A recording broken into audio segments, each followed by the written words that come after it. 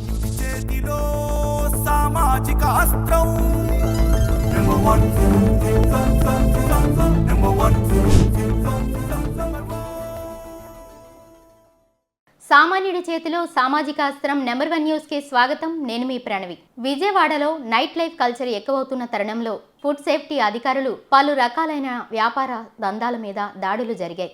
ఎందుకంటే కనుక ఫుడ్ కల్తీ అధికంగా అవుతున్న ఇటువంటి తరుణంలో ప్రతి ఒక్కరికి ఆహారం అనేది ఎంతో ముఖ్యమైన అంశం. ఈ ఆహారం కల్తీ జరుగుతున్న కారణంగా అనారోగ్య బారిన పడుతున్న ప్రజల మీద ఈ విశ్లేషణ తెలుసుకుందాం. విజయవాడలో ఈ మధ్య కాలంలో ఫుడ్ కోర్ట్లో BRTS రోడ్డు మీద ఫుడ్ సేఫ్టీ అధికారులు తనిఖీలు నిర్వహించారు. దీనిలో తెలిసిన విషయం ఏంటంటే అనేక రకాలైన నాసిరకపు వంటలు, అలాగే కల్తీ కలపబడినటువంటి రంగులు, హానికరమైన ప్రాణాంతకమైన కెమికల్స్ని ఉపయోగించి ఫుడ్లో ఏమాత్రం నాణ్యత లేకుండా అందిస్తున్నారు. దీని ద్వారా చాలామంది అనారోగ్య బారిన పడుతున్నారు. ఇప్పటి కాలంలో పిల్లలు ఎక్కువగా వీటి బారిన పడుతున్నారు. ఎందుకంటే ఫుడ్ కోర్ట్లకి ఫ్యామిలీతో పాటు సరదాగా వెళ్ళేటటువంటి వారు, వృద్ధులు, అలాగే ఇమ్యూనిటీ తక్కువగా ఉన్నవారు వీటిలో ఎక్కువగా ఇన్వాల్వ్ అవుతున్నారు. ఇటీవల కాలంలో ఫుడ్ సేఫ్టీ అధికారులు నిర్వహించిన దాడులు చూస్తుంటే కనుక కల్తీని ప్రోత్సహించే వ్యాపారస్తులు ఎక్కువగా ఉన్నారు. ఎందుకంటే తక్కువ నాసిరకపు నాణ్యతలే ప్రమాణాలు పాటించకుండా వీరు తయారు చేస్తున్నారు. ప్రజల ఆరోగ్యంతో చెలగాటమాడుతున్నారు. ఎవరికి ఎటువంటి బాధ్యత లేదు. ఎవరు కూడా నాణ్యతలు పాటించడం లేదు. కేవలం స్వార్థపూరిత లాభాలు మాత్రమే ఆశిస్తున్నారు. ఇటువంటి సమయంలో ప్రతి ఒక్కరూ కూడా అప్రమత్తంగా ఉండవలసిన అవసరం ఉంది. ఎందుకంటే కనుక మన ప్రాణాలను కాపాడుకోవాల్సిన బాధ్యత మనదే. అలాగే మన ఇంటి వారి ఆరోగ్యాన్ని కూడా మనమే క్షుణ్ణంగా పరిశీలించుకోవాలి.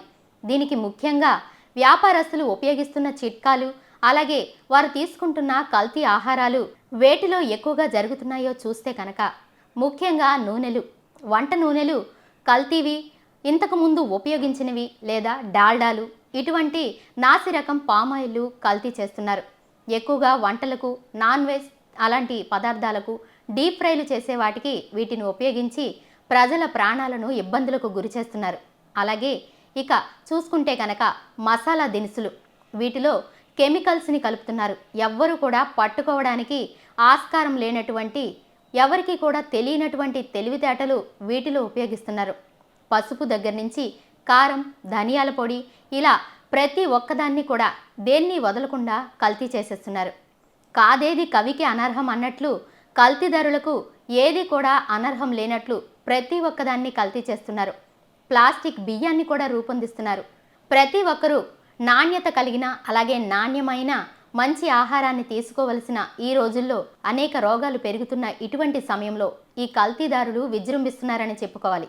ఎందుకంటే ఎవరికి వారు తమ సొంత లాభాలని, అలాగే వారి సొంత వ్యాపారం గురించి, అభివృద్ధి గురించి చూసుకుంటున్నారే తప్ప ప్రజల యొక్క ప్రాణాల గురించి ఎవరు పట్టించుకోవడం లేదు. ప్రతి ఒక్కరూ మాకెందుకులే అన్నట్లుగానే వ్యవహరిస్తున్నారు. ఫుడ్ కోర్ట్లో చూస్తే కనుక రకరకాలుగా అనేక రకాలైన ఆకర్షితమైన ఆహార పదార్థాలను విక్రయిస్తున్నారు.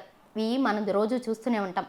నైట్ లైఫ్ ఎక్కువ అవడంతో విజయవాడ ప్రజలు ఎక్కువగా వీటికి ఆసక్తి చూపుతున్నారు. కానీ దీనిలో చిన్నపిల్లలే ఎక్కువగా ఉన్నారు. ఐస్ క్రీమ్లు, ఫ్రైడ్ చికెన్స్, ఇలా ఒకటేమిటి ప్రతి ఒక్క దాంట్లో కూడా కల్తీ అనేది జరిగిపోతుంది.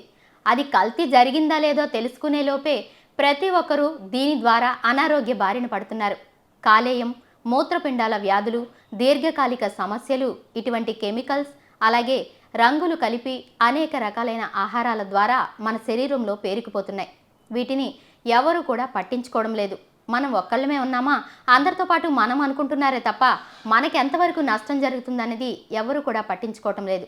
ఈ మధ్య కాలంలో జరిగిన దాడులు చూస్తే కనుక మనకి పరిస్థితి క్షుణ్ణంగా అర్థమవుతుంది. దీనికి ముఖ్యంగా గనక మనం చూసుకున్నట్లయితే ఎవరికి వారు సొంతంగా నాణ్యతా ప్రమాణాలు కలిగిన వాటిని తీసుకోవడానికి ప్రయత్నించాలి. లేబుల్స్ని, ఎక్స్పైరీ డేట్లని, అలాగే ఫుడ్ సేఫ్టీ అధికారుల యొక్క ముద్రని మనం జాగ్రత్తగా పరిశీలించి మాత్రమే ఏ వస్తువైనా సరే తీసుకోవాలి. అంతేకాకుండా ప్రభుత్వాలు కఠినమైన చర్యలు తీసుకురావాలి. ఎన్నిసార్లు ప్రభుత్వాలు దండించినా కూడా ఈ స్వార్థపూరిత వ్యాపారస్తుల్లో ఎటువంటి మార్పు రావడం లేదు. కేవలం జోబులు నింపుకోవడానికే చూస్తున్నారు తప్ప ప్రజల ప్రాణాల గురించి కొంచెం కూడా బాధ్యత లేకుండా ప్రవర్తిస్తున్నారు. ఇటువంటి వాటికి దూరంగా ఉండడం కోసం ఎవరికి వారు తమ వంతు బాధ్యతగా బయట ఫుడ్ని అవాయిడ్ చేయడం చాలా వరకు మంచిది. ముఖ్యంగా చిన్నపిల్లలకి, వృద్ధులకి, పేషెంట్లకి తీసుకువెళ్లే జ్యూసుల్లో కూడా కల్తీ చేస్తున్నారు. అలాగే రిఫ్రిజిరేటర్లో కుళ్ళిపోయిన మురిగిపోయిన ఫ్రూట్స్ని పెట్టడం, తెలియకుండా ఐస్ని మిక్స్ చేయటం, చాలా వరకు ఇటువంటి ప్రమాదకరమైన పరిస్థితులే ప్రతి చోట ఎదురవుతున్నాయి. చూస్తున్నారు కదండి.